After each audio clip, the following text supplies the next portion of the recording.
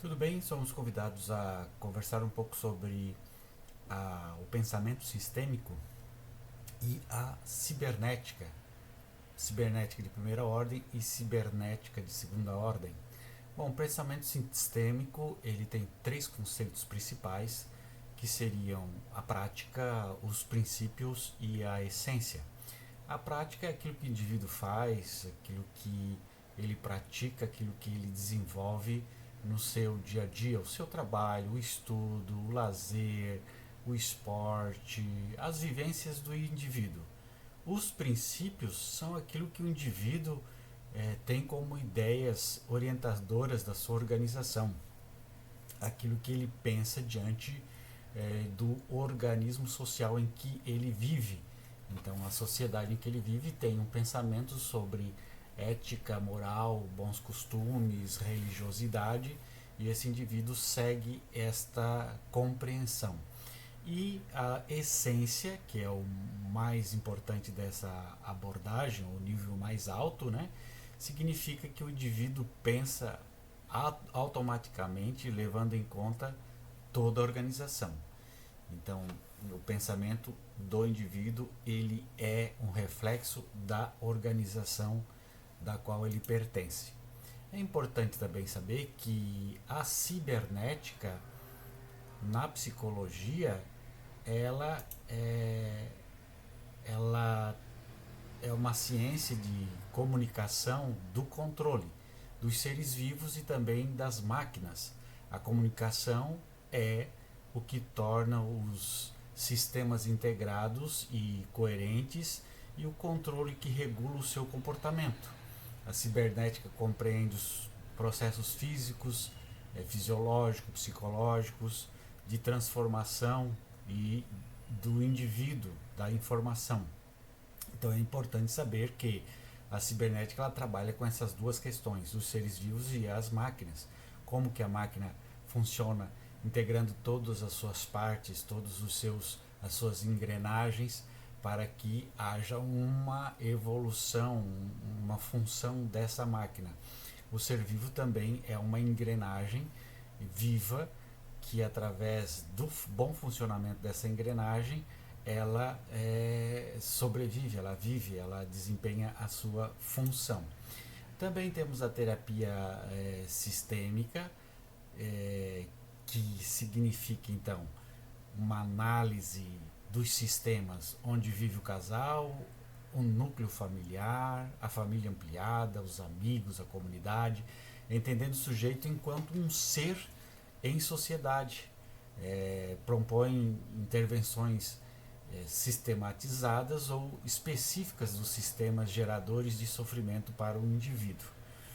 É importante também a gente perceber que existe a cibernética de primeira ordem, né, que aí onde nasceu aí os conceitos de feedback, de homeostase, de causalidade circular, retroativa e recursiva.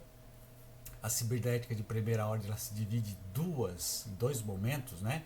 O primeiro momento que se dá o que é chamado de primeira cibernética, o segundo momento que é a segunda cibernética. A primeira cibernética ela se interessa pela estabilidade, né? Pela estrutura, entendendo que os sistemas funcionam com uma meta, um propósito que equivale a um equilíbrio, né? Então a pessoa ela está dentro de uma sociedade, de uma família com uma função, uma meta a cumprir. É filho, essa é a meta do filho. É pai, essa é a meta, o papel do pai. A mesma coisa acontece com o organismo de uma máquina, né? A máquina tem uma função a cumprir como os membros de uma família também, e uma família tem a sua função a cumprir. Então, o mecanismo de homeostase, que são as estratégias de ação dos sistemas e organizações para o mantenimento da estabilidade. Então, a família lida com estratégias para manter a estabilidade dentro desse grupo familiar. A mesma coisa como acontece com uma máquina, né? Então existe aí uma, digamos assim, uma circularidade nessa compreensão. É importante também saber né, que a homeostase é a tendência a resistir a mudanças a fim de manter um ambiente interno estável, relativizando sempre, né, constantemente. Então esse ambiente tem que estar estável. A família, pai, mãe, filhos, tem que viver numa estabilidade. Quando saem dessa estabilidade e saem da função homeostática, necessitando aí da homeostase para voltar ao equilíbrio. A mesma coisa, o motor de um carro, quando esquenta, ele precisa desaquecer, voltar ao aquecimento natural do automóvel para que ele possa funcionar bem. A circularidade também, chamada de causalidade circular ou bilateralidade ou não unilateralidade, diz respeito à relação bilateral entre os elementos, sendo que essa relação não linear e obedece a uma sequência circular, né? O retroativo adjetivo referente ao passado ou ao próprio deste, que está ou faz parte do passado. Recursivo, que pode ser repetido inúmeras vezes de modo infinito, que consegue repetir pela aplicação da mesma regra e que se dá a repetição, a recursividade, princípio sintático do recursivo. Então aí nós temos esta compreensão da primeira cibernética. Ainda na primeira cibernética, nós temos que saber que ela se ocupa dos mecanismos e dos processos pelos quais os sistemas em geral funcionam, com o intuito de manter a sua organização. Então vamos saber como funciona essa família, como é organizada essa família, como se vive nessa família, quais os conceitos, as regras, as normas, e quem está quebrando as regras, quem está quebrando a organização precisa voltar a essa organização. Então essa é a ideia da primeira cibernética, né? Tem um propósito, uma meta cujo alcance é garantido por mecanismo de regulação e controle. Então a ideia é controlar para que volte a funcionar do jeito que funcionava. A retroalimentação negativa, um sistema vivo sobrevive mantendo a sua constância, apesar das mudanças do meio. Convencionou-se a chamar então de morfoestase, né? Essa retroalimentação negativa. Então um sistema vivo que, embora a natureza esteja em mudança, esse ser vivo permanece em uma constância. A homeostase negativa leva à ideia de que a permanência, o surgimento dos sintomas é uma forma de não mudança, uma forma do sistema voltar a ser o que era antes, no sentido de autorregulação do sistema. Então a ideia existia um padrão, esse padrão dava certo, então quem saiu desse padrão precisa voltar ao padrão para que volte a funcionar esta família, este grupo como antes. Então existe essa regulação do sistema. Então o que é um sistema? É um conjunto integrado de componentes regularmente interrelacionados e interdependentes, criados para realizar, né, um objetivo definido, com relações definidas e mantidas entre seus componentes, e cuja produção e operação como um todo é melhor que a simples soma de seus componentes, né? O feedback negativo ou retroalimentação negativa é um dos mecanismos mais importantes para a manutenção da homeostase do nosso corpo, ou seja, para o equilíbrio interno. Esse mecanismo garante uma mudança contrária em relação à alteração inicial, ou seja, produz respostas que reduzem o estímulo inicial. Então aqui é muito interessante que o feedback ou a retroalimentação faz com que o organismo volte ao equilíbrio, como se a pessoa tivesse uma febre e precisasse de medicação para voltar lá à sua temperatura de 36, 37 graus. né? E assim some a febre e a pessoa volta à sua autorregulação. Assim é o sistema do corpo, do mecanismo do corpo, como o sistema do mecanismo de uma família, de uma organização, de um grupo, de uma sociedade.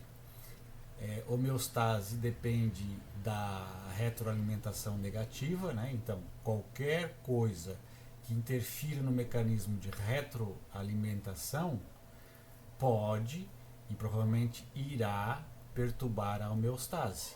No caso do corpo humano, isso leva a uma doença. Né? Claro que uma febre pode ser consequência de uma infecção, de uma doença. Então há a necessidade de voltar ao equilíbrio, de tirar essa febre, tratar essa febre e assim voltar ao equilíbrio e impedir uma infecção, uma doença. Assim também acontece com a família, o grupo que está fazendo parte, né, da compreensão desta cibernética de primeira ordem e primeira cibernética. O que o terapeuta faz usando essa compreensão? O pensamento do terapeuta é sempre diretivo, né, planejando ativamente suas estratégias e ações, tem como objetivo definir o problema de forma clara e aplicar técnicas para a eliminação ou redução do problema. É isso que faz o psicoterapeuta. Sintomas são considerados, nesta época, uma ameaça de desequilíbrio. Então, havendo um sintoma, há um problema, precisa ser resolvido esse sintoma para que volte à homeostase, volte ao equilíbrio. A homeostase familiar, né, os esforços psicoterápicos dirigidos ao membro da família que trazia o sintoma, que era chamado paciente identificado, podiam ser frustrados pelo comportamento de outros membros, ou que outros membros poderiam tornar-se perturbados na medida em que o membro em tratamento melhorasse. Então aqui o paciente identificado, ele poderia frustrar o comportamento de outro membro se ele melhorasse a sua situação, porque ele é o paciente que leva a carga de toda a problemática da família e é preciso dividir esse problema. Se há 100% do problema está no paciente identificado, na homeostase familiar, compreende-se que se divide entre os familiares a porcentagem de, vamos dizer assim, de culpabilidade e responsabilidade pelo problema familiar. Quando alguém que está com um problema dentro da família começa a melhorar, a família toda fica com uma perturbação, porque a melhora desse paciente traz aí um esforço de mudança da situação, né? E aí para voltar à homeostase. E aí a família talvez por dificuldade de vivência não consegue voltar a o equilíbrio, né, anterior. As técnicas: burlar a homeostase, induz a uma crise na família que reorganizava o funcionamento sem a necessidade do sintoma. O ponto-chave da terapia, que era o que o terapeuta assumia a responsabilidade de planejar ações a fim de resolver o problema do seu cliente. A ideia básica é gerar, né, a partir das intervenções, situações que vençam a homeostase, sua resiliência à mudança e empurrar a família para outro padrão de funcionamento que não necessite a presença de um sintoma. E nós temos aqui a segunda cibernética da cibernética de primeira ordem, né? Então essa segunda cibernética trata-se de processos morfogenéticos, né? Gênese de novas formas, resultantes de retroalimentação positiva ou retroalimentação amplificadora de desvios Amplificação que pode, caso não reduza a destruição do sistema e se a estrutura, né, do mesmo permitir, promover sua transformação, levando a um novo regime de funcionamento. Trata-se da capacidade de automudança do sistema. Né? Os conceitos de input ou output persistem, mas aparece o conceito, né, de feedback e de causalidade circular, retroativa e recursiva. Assim, aqui tem origem ao pressuposto de instabilidade, o qual baseia-se na noção do mundo como um processo de constante transformação, no qual há a indeterminação e por isso alguns fenômenos são imprevisíveis e irreversíveis e, portanto, incontroláveis no grupo familiar, no sistema, segundo a visão da segunda cibernética, da cibernética de primeira ordem. Então, vamos lá. O sintoma é um foco, não é um foco.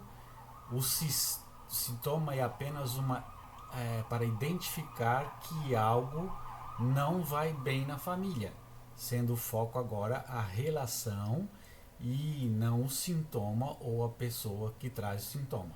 Então aqui o foco não é apenas identificar se a família vai bem ou não, mas as relações que são mais importantes do que o sintoma. O paciente referido, agora não é mais tratado como paciente identificado, mas paciente referido. É a pessoa com sintoma, denomina-se como paciente referido, que é a pessoa que leva a família à terapia. Não significa que ela é a pessoa doente na família. Ela leva a família à terapia e toda a família está doente e necessita da intervenção para melhorar o seu comportamento, as suas vivências, né? A homeostase positiva, cuja equilibração leva à permanência ou surgimento de sintomas como forma de mudança, porque se há sintoma, tem que se procurar ajuda terapêutica, aumentando assim a possibilidade de mudança, de autotranscendência. Então é importante a gente entender que o sintoma é uma forma de levar a mudança, porque o sintoma leva a família à terapia, mas não significa que o sintoma é o centro do foco da terapia. O sintoma só é uma forma de levar a família à terapia. É muito importante também saber que a segunda cibernética implica o sistema, né, tem e adquire ao longo do tempo seus próprios recursos para realizar mudanças, possuindo autonomia e a capacidade de auto-organização. Então, na segunda cibernética se tem essa ideia. O próprio sistema, a própria família, o próprio grupo tem recursos para realizar as suas mudanças e autonomia e capacidade para se reorganizar. A crise, ao invés de ser considerada como um perigo, como na primeira cibernética, é vista agora como parte do processo de mudança. É o sintoma como surgido no meio dela, né? Então é importante aqui considerar a crise como algo importante, e na primeira cibernética não era importante. A homeostase positiva, diferente da homeostase negativa da primeira cibernética, cuja equilibração leva à permanência ou surgimento do sintoma como forma de mudança, porque se há sintoma, tem que se procurar ajuda terapêutica, aumentando assim a possibilidade de mudança do indivíduo. Também é importante entender a morfogênese né, a sobrevivência dos sistemas vivos não dependia apenas de sua capacidade morfoestase, além de conseguir manter suas estabilidades, né? O sistema vivo necessita também de ser capaz de modificar a sua estrutura básica para adaptar-se às situações de mudanças do meio. Então há necessidade dessa transformação morfogenética, né, onde o sistema ele se adapta e modifica a sua estrutura a partir do momento em que o ambiente se modifica, né? A primeira cibernética, o ser vivo não modificava, embora o ambiente modificasse. Na segunda cibernética, o ser vivo, né, se modifica conforme o ambiente se modifica. Então a família se modifica conforme o ambiente também se modifica. A retroalimentação positiva, ao invés de ser considerada um perigo, como na primeira cibernética, é vista agora como parte do ponto de processo de mudança e o sintoma como sugerido no meio dela, né? E é importante a gente entender que, né, a segunda cibernética fala sobre, tem uma visão homeodinâmica, né? Temos cuja grafia assim cunhada por Slux salienta a dialética estabelecida pela mudança, e a primeira cibernética é homeostática dos processos sistêmicos. Muito bem. O foco da primeira cibernética está nas relações, e a proposta terapêutica é trabalhar com todos os membros da família juntamente. A família como um sistema de interação em que cada um dos seus membros tem responsabilidade e funções a desempenhar, criando assim um jogo de independência, interdependência e inter-relação.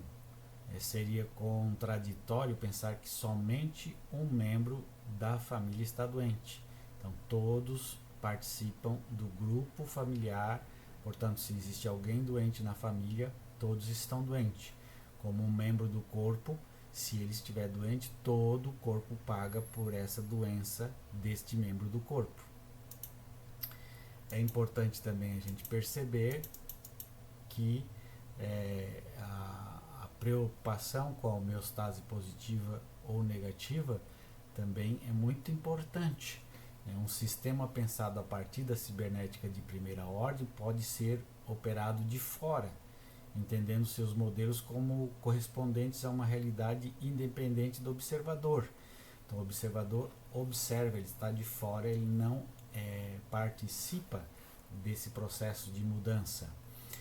A cibernética de primeira ordem, a não inclusão da ideia de autorreferência, caracterizada pelo postulado de independência entre observador e sistema e sistema observado. Então há uma independência entre o observador e o sistema observado. Cada um está na sua, não existe uma mistura, não existe um envolvimento. A autorreferência, onde o observador faz parte da observação, foi trazida pela cibernética de segunda ordem, que nós vamos ver agora, né? A cibernética de segunda ordem, também chamada de cibernética, né? Segundo Edgar Morin, apresenta três pressupostos da ciência, da novo paradigma, né? Que seriam a complexidade, a instabilidade e a intersubjetividade. Muito interessante para essa nossa compreensão da segunda cibernética. Então vamos lá. Complexidade está ligada a sistemas, ecossistemas, causalidade circular, recursividade, contradições e pensamento complexo. Então é muito complexo todos os sistemas, todos os ecossistemas, e logo a cibernética segunda ordem entende que existe uma complexidade nos sistemas, nos ecossistemas, e por isso há uma dificuldade muito maior de se intervir. Então, o ecossistema é o termo utilizado para definir um grupo de seres que habitam um determinado local, as relações entre eles e as interações destas comunidades com o ambiente em que vive. A causalidade, né, circular pressupõe que cada efeito no sistema pode retroativamente alterar a causa que o determinou, ou seja, na realidade não existem causas e efeitos, e sim um sistema de influências recíprocas, né? E a recursividade é o mecanismo de programação no qual uma definição de função ou de outro objeto refere-se ao próprio objeto sendo definido. Assim, a função recursiva é uma função que é definida em termos de si mesma. A recursividade é o mecanismo básico para repetições nas línguas funcionais, né? O pensamento complexo tenta dar conta daquilo que o pensamento simplificador desfaz ou é incapaz. De uma maneira geral, trata de uma conciliação das várias esferas do conhecimento e da vida moderna. Articula o que está dissociado e distinto, extingue o que está dissociado. Uma das leis da dialética consiste na proposição de que defende a essência de saltos qualitativos em que há uma transformação da qualidade da quantidade, aliás, para a qualidade. A instabilidade, né, está relacionada à desordem, à evolução, à imprevisibilidade, os saltos qualitativos, a auto-organização e a incontrolabilidade. Então aqui a gente vê que o sistema ele é instável, ele é complexo e é intersubjetivo, né? Envolve a inclusão do observador, tem uma autorreferência aí, o significado da experiência na conversação e co-construção. Então o terapeuta ele é participante ativo da terapia.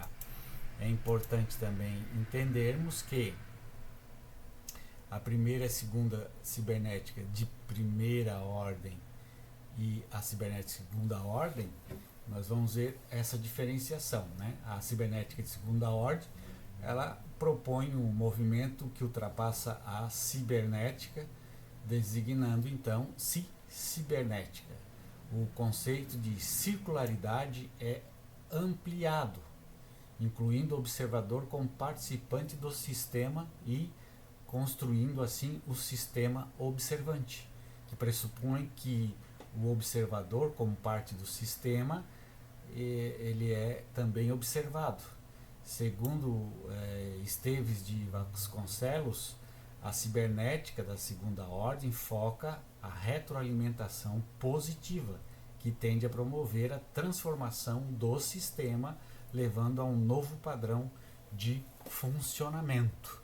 A primeira cibernética, ela trataria da capacidade de autoestabilização do sistema. Diante do desvio, a retroalimentação negativa produz o sistema de volta ao seu estado de equilíbrio homeostático. A segunda cibernética, de primeira ordem, traria pressupostos morfogênicos, né, resultantes da retroação positiva ou amplificadora do desvio, que promove a sua transformação, levando a um novo regime de funcionamento. Agora, a cibernética de segunda ordem trataria de a capacidade de auto-organização no sentido de auto-mudança, mudança do sistema. Assim, nós vamos percebendo que a cibernética de segunda ordem, os problemas não estão nas famílias, mas na sua construção da realidade, em suas relações e na forma na qual essa permite a emergência de realidades, sujeitos, crenças e sintomas, né? Então você vê que as famílias elas fazem parte de uma construção de uma realidade.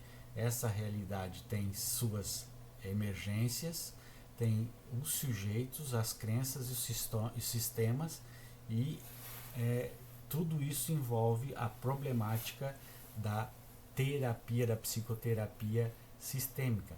Não há uma família dada lá fora, né, a ser conhecida, previsível e manipulada, mas uma família é um sistema imprevisível, incerto, dependente de uma história, auto-organizadora e autônoma, regidos por suas próprias leis. Então não dá para ter uma teoria e dizer família é isso, isso, isso. Então cada família tem o seu sistema, esse sistema é imprevisível, é incerto, depende da história dessa família, da auto-organização. Então cada família é uma família, não dá para usar o exemplo de uma família para servir como forma de técnica para uma outra família, né? Não é o sistema que determina o problema, mas o problema que determina o sistema, né? Desloca-se assim das sequências de comportamento a serem modificadas para o processo de construção da realidade e identidade familiar para os significados gerados no sistema. A terapia transforma-se em uma rede de conversações em torno do problema e o terapeuta é um participante ativo da transformação desse sistema, né?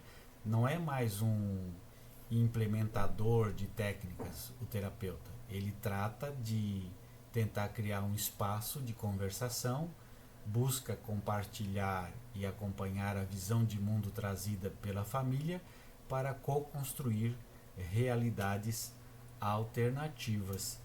Então você vê aí que é bem polêmica essa ideia da segunda ordem, cibernética de segunda ordem. Não se trata de solucionar problemas, mas de solucionar impasses na resolução dos problemas, né? Então é isso que a segunda cibernética de segunda ordem tenta fazer. Através da mudança de perspectiva que permite um melhor gerenciamento, né, ou agenciamento do próprio sistema para tomada de decisões e mobilização do seu potencial auto-organizativo. O terapeuta ele introduz complexidade nas narrativas, sugere ações que não têm caráter fundante, mas que dão lugar ao surgimento de alternativas possíveis de ação. Então aí nós estamos seguindo aí a compreensão da segunda cibernética. E assim nós vamos compreendendo como funciona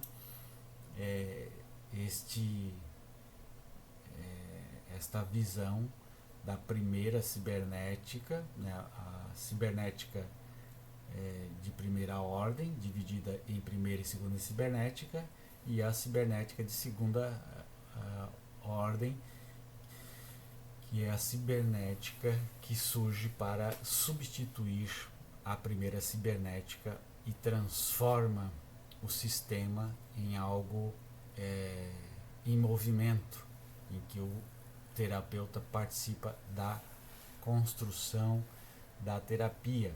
Então o método aí utilizado segundo a teoria geral de sistemas de Bertalanffy, né?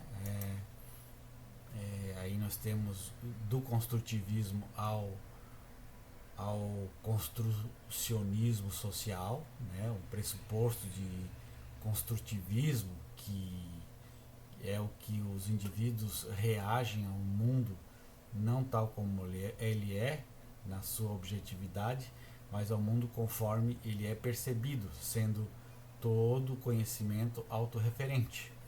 Então, como eu percebo o mundo, como eu sinto o mundo, é a minha subjetividade que está ali, não é o real do mundo. Então, cada um tem a sua subjetividade, a sua verdade sobre o mundo. É impossível, referindo-nos a um sistema do qual participamos, sem que nossas descrições sejam influenciadas por nossas qualidades pessoais.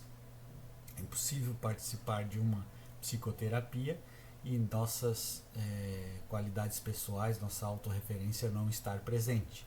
Quando se fala em autorreferência, está sendo assumido que qualquer observador inclui a si mesmo nas observações que faz, né? Então, a autorreferência é um fenômeno em língua natural ou linguagem formal que consiste em uma oração ou fórmula que refere-se a si mesma diferentemente ou através de alguma oração ou fórmula intermediária ou por meio de alguma codificação. Então é importante a gente saber que opa, o que está acontecendo aqui?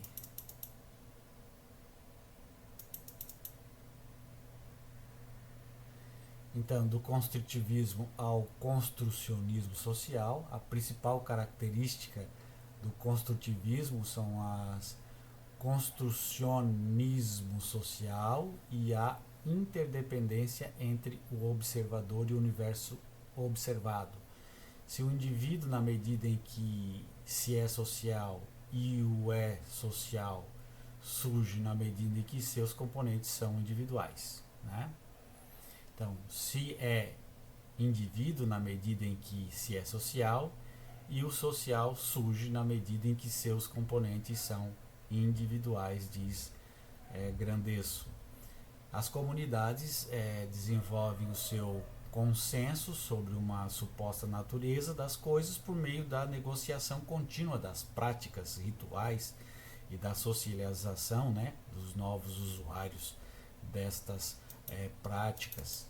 Então, aqui nós temos alguns pontos básicos da terapia sistêmica, segundo Marilene Grandesso, e nós vamos ver isso no próximo aula. Muito obrigado, um abraço, tchau, tchau.